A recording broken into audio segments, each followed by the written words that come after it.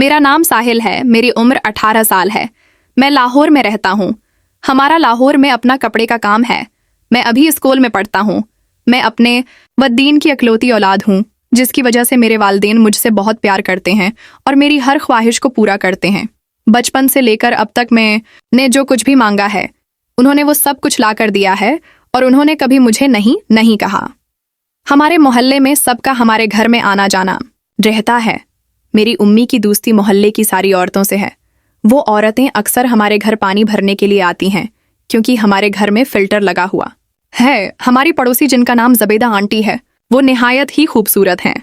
वो बहुत चस्त लिबास पहनती हैं, जिसकी वजह से उनकी खूबसूरती का अंदाज अलग होता है। उनकी हर चीज़ बहुत खूबसूरत है। उनके शौहर दुबई में होते हैं। वो 10 साल से हमारी पड़ोसी हैं। बचपन में मैं आधा वक्त अपने घर पर गुजारता और आधा वक्त जबेदा आंटी के घर पर गुजारता था। लेकिन जब से मैं जवान हुआ हूँ, मैं देख रहा हूँ कि जबेदा आंटी के अंदाज बदल रहे हैं। वो मुझे बहुत अजीब नज़रों से देखती हैं। पहले पहले तो मुझे ये सब कुछ बहुत अजीब लगा, लेकिन कुछ वक्त के बाद मुझे अंदाज़ा हो गया था कि ये सब कुछ क्यों हो रहा है, क्योंकि मैं बच्चा नहीं था। मैं चीज़ों को समझता था। अब जब भी वो हमारे घर पानी भरने के लिए आती तो मुझे ही देखती रहती, जैसे वो अपनी आंखों से मुझे कुछ इशारा कर रही हो। अक्सर तो वो मुझे फ़ोन ही कर दिया करती थी कि साहिल, मुझे पानी तो भर कर ला दो। जबेदा आंटी के पास मेरा नंबर था, क्योंकि मैं शुरू से ही उनके पास रहा हूँ, तो उसमें कोई ख़ास बात नहीं थी। लेकिन अब आंटी को कहीं जाना होता तो मुझे कहती, चल साहिल, बाइक निकाल, और मेरे पीछे बैठ जाती। एक दिन मैंने अम्मी से कहा कि मुझसे जबेदा आंटी के काम नहीं होते, तो मेरी अम्मी ने मुझे थोड़ा गुस्से में आ कर कहा, बेटा देखो, जब तुम छोटे थे तब से जबेदा आंटी तुम्हारा ख्याल रख रही है, और अब तुम बड़े हो गए हो। अगर वो तुम्हें कुछ कह दे तो बरा न मानना, तुम तो अब भी उनके लिए बच्चे ही हो, इसलिए वो तुम्हें अपना बच्चा समझकर काम के लिए बोल देती हैं, तो इसमें हरज ही क्या है। अब मैं अपनी उम्मी के साथ मजीद बहस नहीं कर सकता था।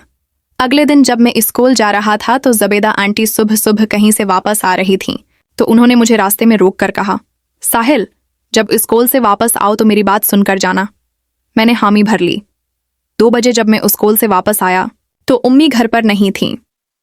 अम्मी को फ़ोन करने पर पता चला कि वो बाजार गई हुई हैं और घर की चाबियां उनके पास ही हैं। तो मैंने जबेदा आंटी को बताया कि उम्मी बाजार गई हुई हैं, तो क्या मैं थोड़ी देर यहाँ पर रख सकता हूँ?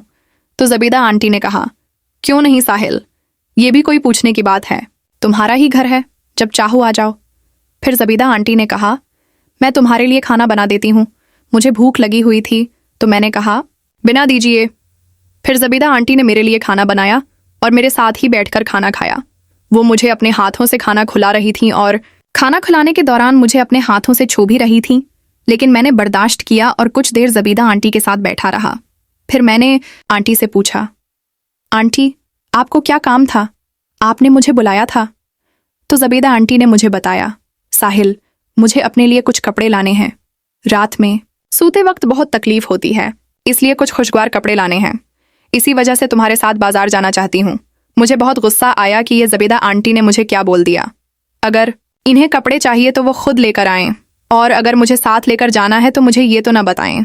लेकिन मैंने कुछ नहीं कहा और शाम को मैं बाइक लेकर जबेदा आंटी के घर पर आ गया। आंटी बाहर निकलें तो मैं आंटी को देखकर हैरान रह गया, क्योंकि आंटी ने लाल रंग का ट्रेक सूट पहना हुआ था। मैं तो वो क़यामत लग रही थी। मैं भी जवान था, इसलिए मैं बहुत जोश में आया तो मैंने कह दिया, आंटी, आज आप बहुत प्यारी लग रही हैं। आंटी हंस पड़े और कहने लगें, अच्छा साहिल, शुक्रिया। ये कहकर वो मेरे साथ बाइक पर बैठ गईं और अपना हाथ मेरी कमर पर रख लिया और कहा, चल साहिल, मुझे बाजार ले चल। रास्ते में वो बार बार मेरे साथ लग रही थीं। मुझे अब अच्छा लग रहा था। मैं जबेदा आंटी की हरकत से तंग आ चुका था, इसलिए मैंने भी सोच लिया था कि मौके देखकर उनकी ये ज़बरदस्त ख्वाहिश पूरी कर दूं। बाजार पहुंचकर जबेदा आंटी ने अपने कपड़े लिए और वापसी पर हम खाना खाने के लिए एक होटल में चले गए।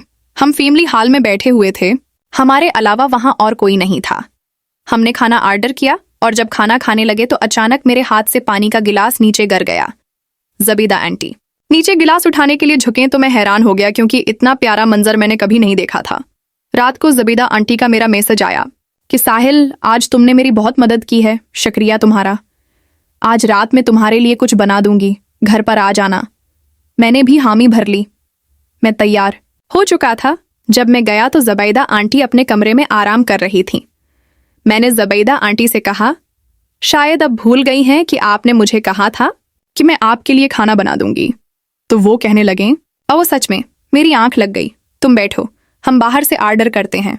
मैंने कहा, नहीं नहीं आंटी, उसकी क्या बात है। आंटी कहने लगी, नहीं साहिल, तुमने मेरी इतनी मदद की है, मेरा इतना तो बनता है। फिर आंटी ने मेरे और अपने लिए पिज़्ज़ा ऑर्डर किया। इतने में मुझे अम्मी की कॉल आई कि बेटा, तुम्हारी खाला की तबीयत बहुत ख़राब है, इसलिए मैं तुम्हारी खाला का पता करने के लिए उनके घर जा रही हूँ। आज रात घर नहीं आऊँगी, तुम ज़बीदा आंटी के साथ रख जाना। तो मैं तो बहुत ही खुश हो गया। मैंने कहा, ठीक है उम्मी, जैसे आप कहीं। मैंने ज़बीदा आंटी को बताया तो ज़बीदा आंटी तो मुझसे भी ज़्यादा खुश थीं। कुछ देर के बाद पिज़्ज़ा आ गया। फिर हम दोनों ने बैठकर पिज़्ज़ा खाया। इसके बाद मैंने और आंटी ने मूवी देखी। फिर हम दोनों सोने की तैयारी में लग गए। आंटी ने कहा, साहिल, तू मेरे पास ही लेट जाना। मैंने कहा, ठीक है। रात को 2 बजे मैंने हल्की सी हरकत की, लेकिन कोई जवाब नहीं मिला। फिर मैंने दोबारा हरकत की। आंटी की आंख खुल गई और कहने लगें, साहिल, ये क्या कर रहे हो। तो मैंने कहा, वही जो आप चाहती हैं। तो कहने लगें, तुम्हें क्या लगता है मैं ये सब कुछ चाहती हूँ, दिखा दो। अगले ही लम्हे मैंने हिम्मत करके उन्हें पकड़कर कहा, मैं तो यही चाहता हूँ। मुझे जवाब मिला तो इंतज़ार किस बात का है। फिर मैंने ज़बीदा आंटी के साथ घर का काम करना शुरू कर दिया। अगर आपको मेरी वीडियो पसंद आई हो तो चैनल को सब्सक्राइब और कमेंट सेक्शन में अपनी राय का इजहार ज़रूर करें। वीडियो को लाइक ज़रूर कर दें। शुक्रिया।